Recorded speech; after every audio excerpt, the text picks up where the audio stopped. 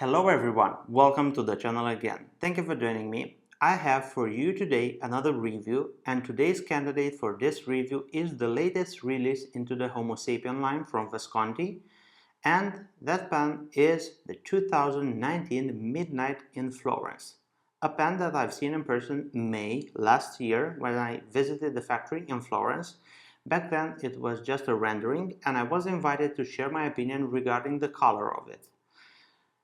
But just like any car prototype, you hope till the last minute that you will see in the end product the same looks and functionality of the prototype, and when they unveil the car you are blown away by how far are they from the design. Well, in the case of the Midnight in Florence, I was shocked to see how identical it is to what I've seen in Florence. The whole line of demonstrators from Visconti started with the Homo sapiens crystal, which sadly I do not own, but I own the rest of the collection. And right after the crystal, Visconti launched the London fog, which I have right here. After the London fog, we had the Florentine hills, a very beautiful green Homo sapien. After the Florentine hills, we had the Chianti Shire.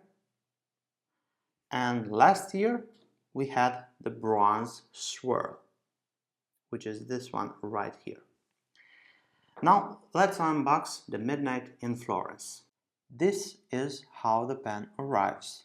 If we remove the cardboard sleeve, inside we will find a decent size box. Usually this box is gray, but in the case of the Midnight in Florence, Visconti picked purple as a color for the box. It has a glass window, and on the lid right here we will find the name of the pen, Midnight in Florence, and the model, Homo sapiens. Also, you can use this box as a display piece for the pen if you want to keep it on your desk. It has a silk bottom. We lift the top and we reveal the silk pen tray with the pen. Also, if we remove this silk tray, under it we will find a card with all the informations for the pen. Also, you will find an international warranty card. Now let's talk about the details of this pen. The material used to make the Midnight in Florence is characterized by a mix of alternating colors. We have purple predominating, but also we do have some dark blue, chatoyant gray, and a dash of black. Every pen is unique, and these colors are mixed into a random swirly pattern with clear see-through acrylic on the barrel of the pen. But the piston knob, the section of the pen, and the cap are made entirely from opaque resin. On the top of the cap we do have the standard Visconti finial that features the MyPen system. So using a strong magnet like this, you can remove this small Visconti medallion and you can change it to what Visconti offers for personalizing your pen. They have a big range of semi-precious stones, name initials, even zodiac signs. The Homo sapiens line is using the well-known Ponte di Vecchio trademark clip, and on this clip we do have embossed Visconti, and all around this embossing we do have enamel. The two rings on the cap are made from solid silver. We uncap the pen using the hook lock safe mechanism, and again this is a trademark of Visconti, a very convenient way to cap the pen and use only a quarter of a turn. And all of this is possible with some small pins that we find inside the cap and the grooves that we have on the section.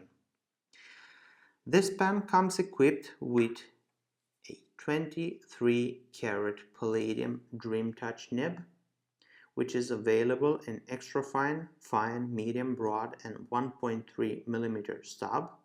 This nib is iconic by now, and everyone recognizes it being a Visconti because of the motif embossed on the nib, also the shape of the breather hole, and the fact that this is made from palladium. Visconti being the only pen manufacturer that is using palladium as a material for their nibs. Section of the pen is very ergonomic, tapered towards both ends, and we have here the grooves in which the cap pins are sliding when we cap the pen. They are not sharp and they can totally be used to hold the pen by them if you do grip your pens slightly higher. Then we have the solid silver ring right here. On it we find embossed Homo sapiens, and on the opposite side we do have the serial number of the pen. This pen is a limited edition of 888 pieces. Barrel of the pen runs pretty straight and doesn't taper towards the piston knob. Also, the Midnight in Florence is using a double chamber power filling mechanism, and this system takes advantage of the empty barrel left behind the piston, and by plunging the piston all the way down like this, we create vacuum behind the piston. And once we insert this rod all the way down, you will find it making a very distinct sound, and we are bursting the vacuum right here while we dip the pen in ink, and ink just gets sucked up into the pen. The double chamber part is a feature that is used when we travel with the pen in a pressurized environment, like just say the cabin of a plane, and this feature allows the user to empty the ink and drain it in the barrel when the pen sits nib up, and I will demonstrate that using my London fog.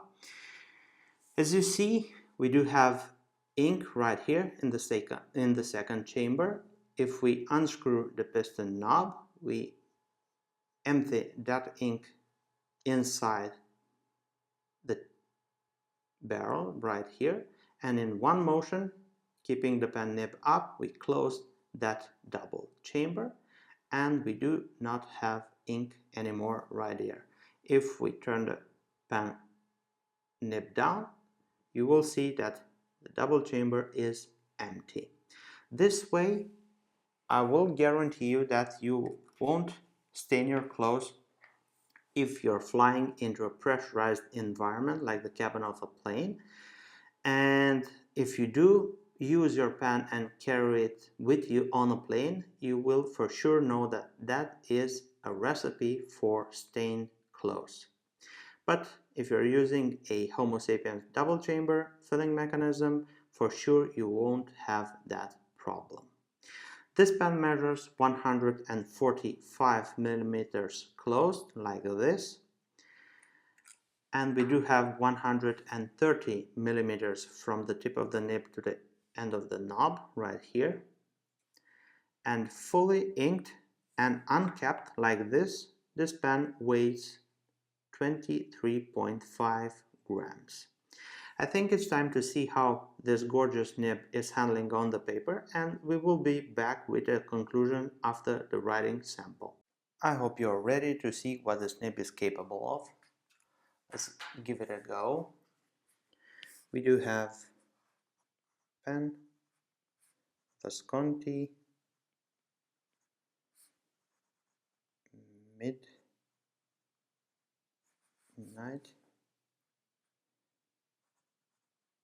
in Florence.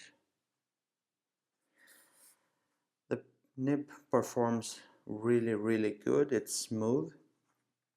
We do have ink, Mont Blanc, lavender, purple. Then we have nib, 23 karat palladium, Dream Touch, paper. We are on Tomoe River 68 GSM.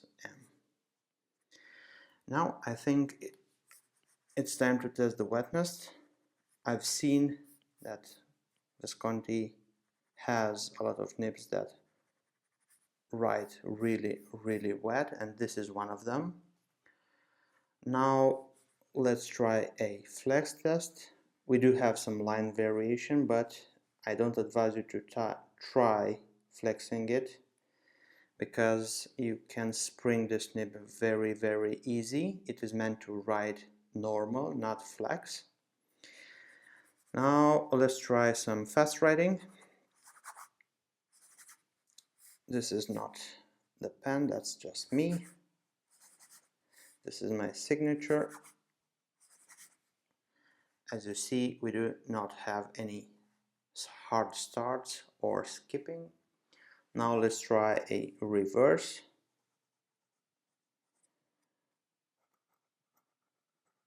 I don't know if you hear this, but this is pretty scratchy, but it will take the nib from a medium to extra fine.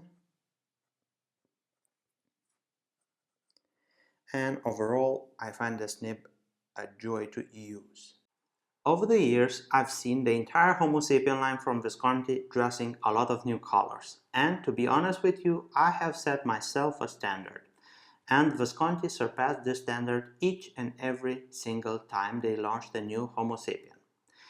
And they impressed with originality, ingenuity, and over the years they improved the design of the Homo sapiens each and every single launch. Well, the bar is set pretty high with this 2019 Midnight in Florence, and I'm looking forward to see what they are going to bring to the table next. This is it. I hope you enjoyed this video.